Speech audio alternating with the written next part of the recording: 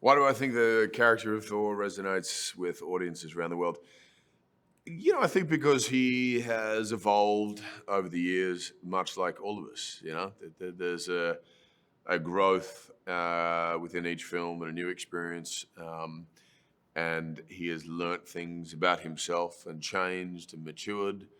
And that's the journey we're all on, isn't it? It's a journey of self discovery.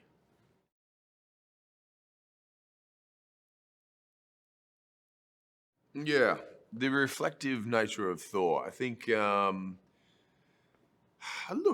all of us, self reflection. We look in the mirror and we think, who are we? Who should we be? Who do we want to be?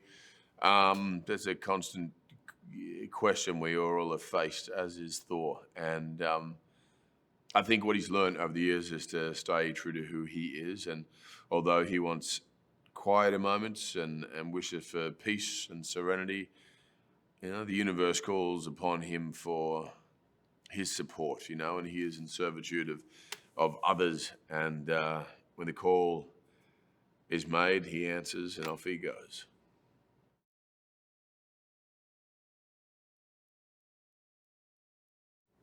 And Natalie Portman is back, and this time as the mighty Thor, which, imagine seeing your ex-girlfriend where there was the untold story, unfinished business. There was love there that was never truly experienced. All of that comes flooding into Thor's being and experience in that moment. And I think he's intimidated. I think he's in wonder and fascination, but most of all, he's impressed and he's in love when he sees her. Natalie Portman did the most amazing job playing the mighty Thor, and I can't wait for people to see it.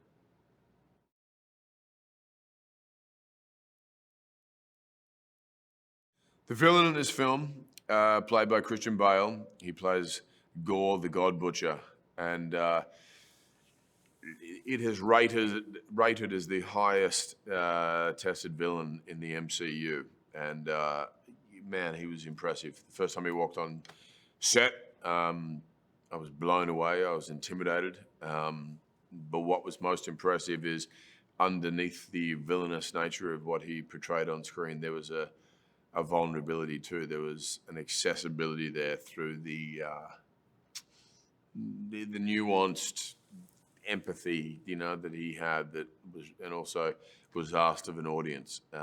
You don't agree with what he's doing, but you kind of understand his anger and frustration and his motivation.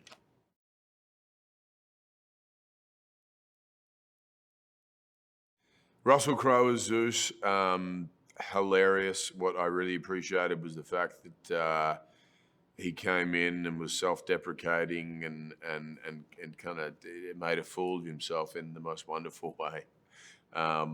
He had such a beautiful sense of humor with it. The self-deprecating nature that he had was infectious amongst all of us. And to, I think the trapping would have been to come in and play it gladiator-esque that we've seen before and loved. But he really turned that on its head and did something very unique and fresh.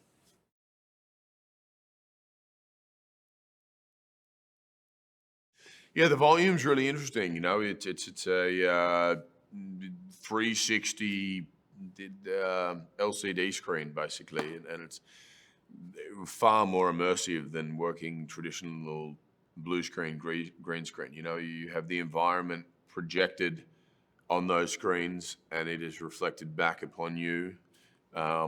Instead of having to imagine what you're looking at in the environment, it's right there on the screen. So it is more immersive, and it makes for I think a more fun and vivid experience.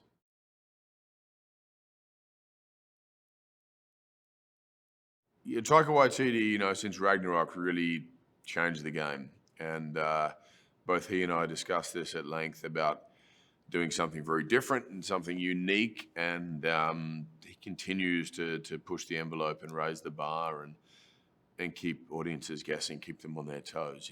He's collaborative and fun and chaotic and exciting, and that's what this film is, you know, and it embodies the most adventurous spirit that is needed to be a Marvel Cinematic Universe film and picture.